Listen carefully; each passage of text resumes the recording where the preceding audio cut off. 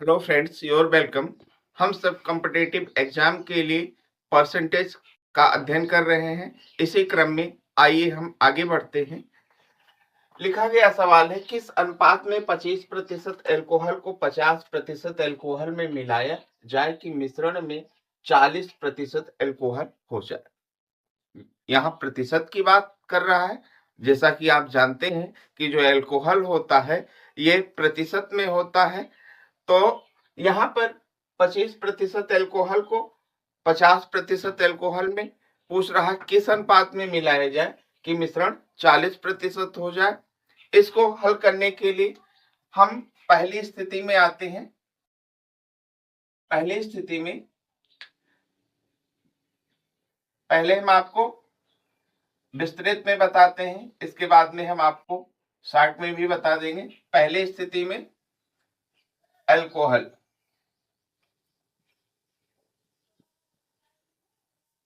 Alcohol 25 तथा पानी 75। दूसरी स्थिति में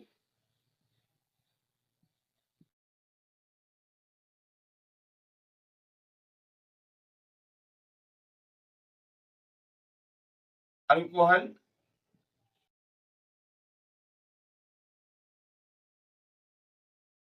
50% है तो 50 वाई तथा पानी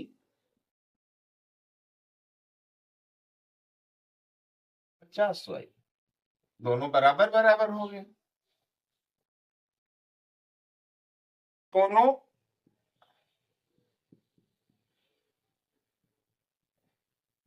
स्थिति का संयोग करने पर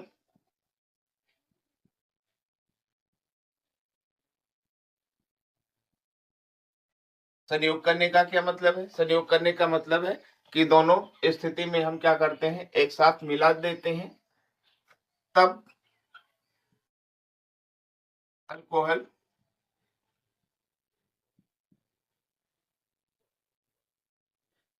कितना हो जाएगा, 25x और प्लस में आपका कितना हो जाएगा, 50y तथा पानी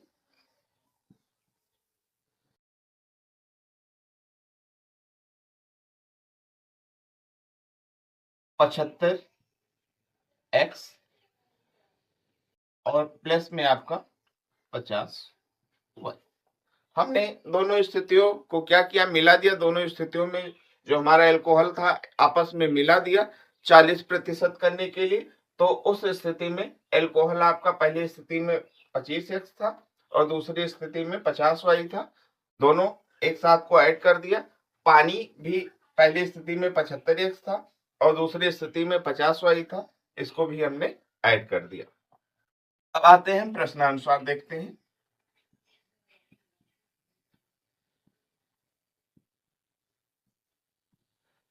25x प्लस 50y बटे में 75x प्लस में 50y बराबर में कितना हो जाता है, 40%। अगर 40% एल्कोहल हो जाएगा तो पानी कितना होगा, 60 होगा। तो 40 बटे का हम क्या कर देते हैं, 60 कर देते हैं, काट देते हैं। 20 से 2 बार जाएगा और 3 बार जाएगा। अब इसका हम क्या कर देंगे, क्रॉस मल्टीप्लाई कर देंगे।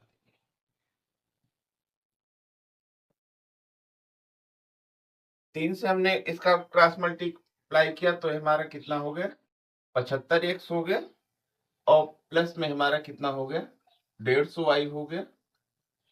इसका हमने 2 से किया तो हमारा 150x और प्लस में हमारा कितना हो जाएगा, 100y।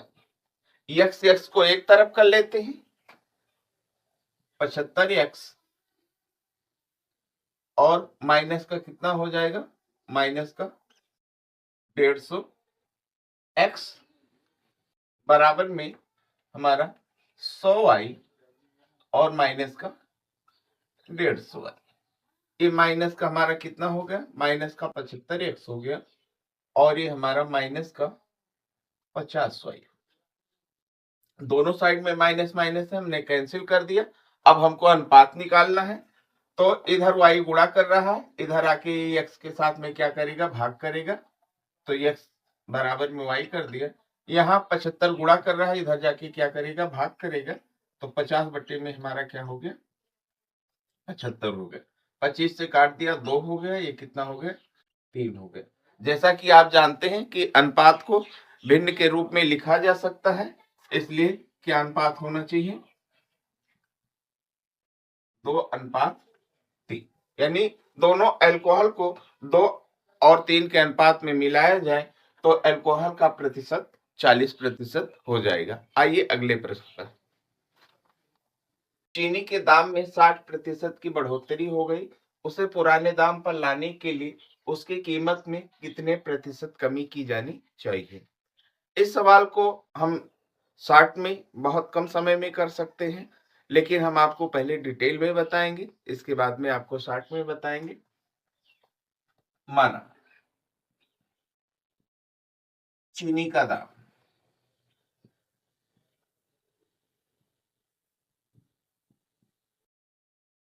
बराबर ₹100, बढ़ोतरी के बाद दाम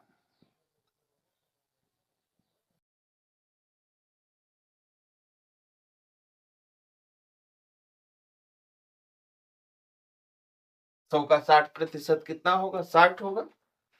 तो 100 और 60% की बढ़ोतरी हुई, ये हमारा कितना हो गया, ₹160 हो गया।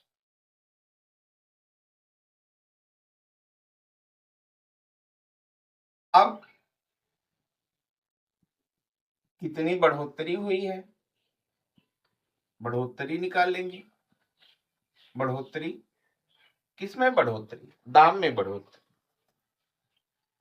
बढ़ोतरी के बाद दाम और प्रारंभिक दाम 160 माइनस का 100 बराबर में ₹60 हो गया। अब पूछ रहा कितने प्रतिशत की कमी की जानी चाहिए, तो आइए हम निकालते हैं कमी प्रतिशत में। कैसे प्रतिशत निकलेगा, बढ़ोतरी बढ़ोतरी आपकी कितनी है, 60। इसके बाद में बढ़ोतरी के बाद में दाम 160, गुणे में हम क्या कर देंगे 100, क्योंकि हमको प्रतिशत निकालना है। 0 से हमने 0 को काट दिया, ये 3 हो गया, और ये कितना हो गया, 8 हो गया।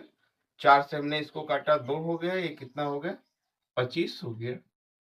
और 25 का गुणा 3 से हुआ, 75 हो गया। और बटे का 2 बराबर में कितना हो जाएगा, 37.5%। अगर 37.5% की कमी कर दी जाए तो चीनी का मूल्य अपने पुराने दाम पर आ जाएगा। इसको हल करने के लिए हम हल करेंगे, अपने मन में क्या करेंगे, 100 मानेंगे और फिर 60 बढ़ाएंगे, और इस तरीके से कैलकुलेट करके हम तुरंत निकाल देंगे।